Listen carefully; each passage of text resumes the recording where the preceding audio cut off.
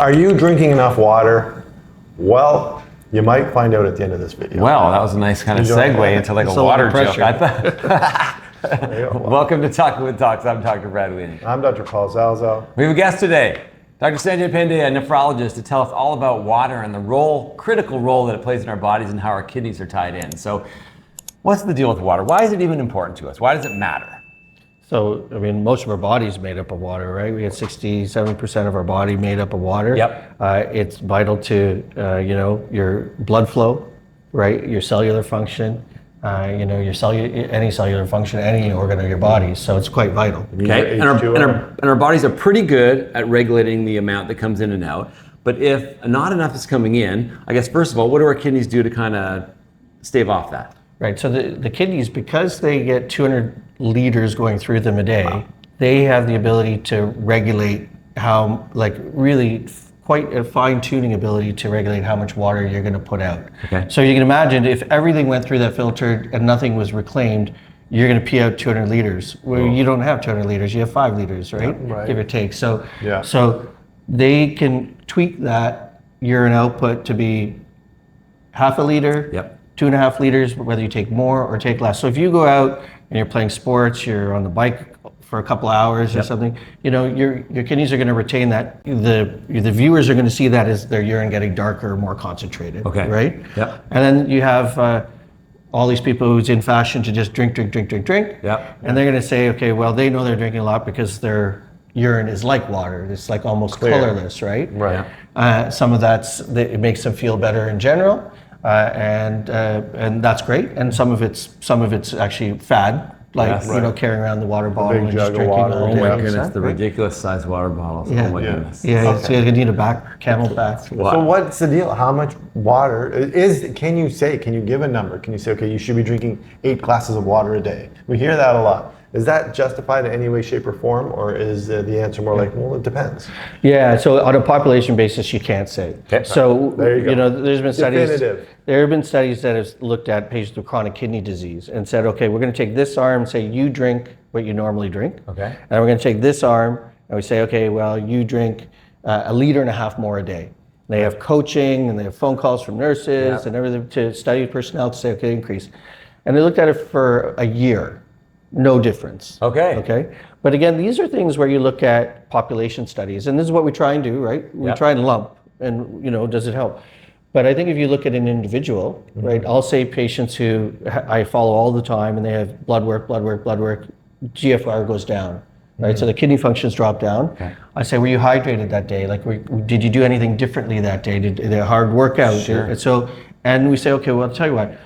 Why don't you perform for your blood work next time? And by that I mean, why don't you just hydrate well before your blood work, and we'll see if it rebounds. So it rebounds. And those patients are sensitive to their hydration status. Okay. And you can compound that to say, okay, well, we could talk about the general population, right? A general population, largely if you drink to thirst, you're probably just fine, because your body's telling you. Yeah. I think most people, if they drink a little bit more than that, it probably feel a little bit better, less groggy, less foggy, but there's no evidence to say that you need to do that. If you look at the chronic kidney disease population, or any heart failure population, or any coronary disease, patients with coronary disease, they may benefit a little bit more from hydration, and that may be because of, the medications they're taking, just because of their own organ function. Of course, if you have something like heart failure, then you can rely on the cardiologist who will say, you may want to minimize not just your salt intake, but also your water intake. And I think one thing that's important, like you said, if you're working out and you're going on a run, you're going to need water. And I've seen this before with kids in the baseball teams and the soccer teams on really hot days. And that you consciously have to hydrate. Hydrate before the game, hydrate during the game, hydrate after. And I tell those kids, hey guys, if you're not peeing, then you're not drinking enough. And they'll go like a whole 2 doubleheader baseball game without peeing. And like, well, then you're not hydrating. When we were young. Right? When we were young. And I think that introduces a great question. So can you get to the point where, say, you're just someone who doesn't get thirsty and ignores their thirst and doesn't drink enough, can you reduce the amount of water that you take so much that it could actually cause damage to your kidneys?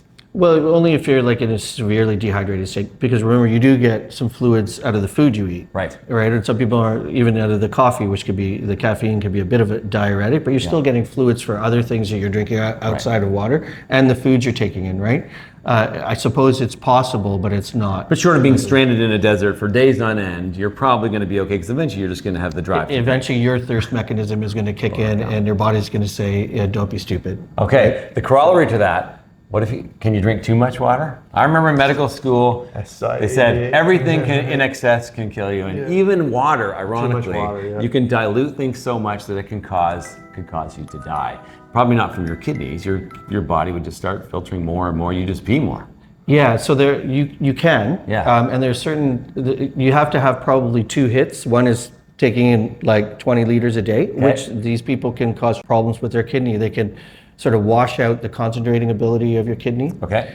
If it's coupled with the fact that they're not taking a lot of nutrients in. Right. Okay, and then that can cause also some concentrating defects and cause electrolyte abnormalities. Right. It doesn't really cause your kidney's filtering function to drop, but it can cause your salt concentration in your blood, your sodium level in your blood to drop down, which can cause different types of symptoms. Yeah, neurological, cardiac, whatever. Right. Okay. So be sensible. So there is no right number of glasses or liters you need to drink a day. It's individualized. Follow your thirst as much as possible. Yeah. And try and avoid the fads that are out there that are sort of pushing certain amounts of water intake. Now leave a comment about how much water you drink a day and the way that you use it to make sure you get enough water. And if you like this video, please like it, subscribe to our channel. And remember, you are in charge of your own health and how much water you drink. Thanks to Dr. Pandya for clearing that up for us. Welcome. See you next time.